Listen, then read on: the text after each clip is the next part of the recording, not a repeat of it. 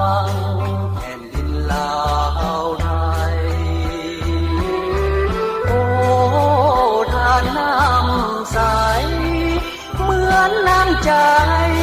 พวงสนสองฝั่งเสื่อมความรักความหวังของสองฝั่งเป็นทานน้ำใจ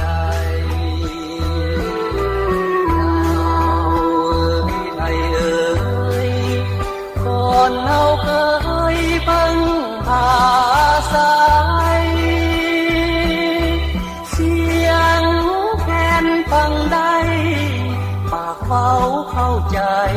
เลื่อมใสไมตรี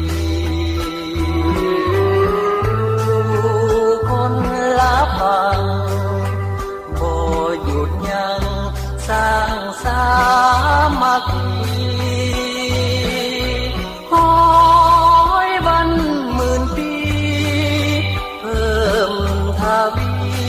ไมตรีสามพันอย่าให้มามองหมดหัวใจคนที่เคยหากันอยู่ใกล้เคียงกันช่วยเหลือกันเถิดเผ่าลาวไทย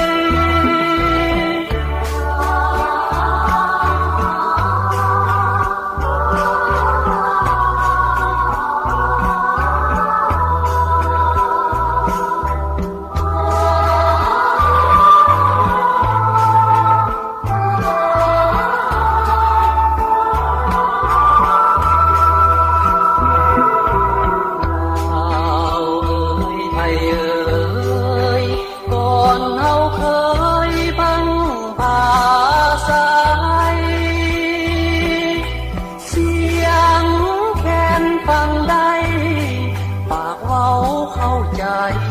เลื่อมใสไมตรีคนละฝั่ง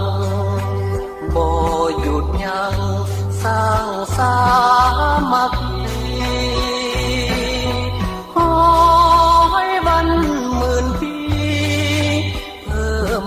ทวีไมตรีสามพัน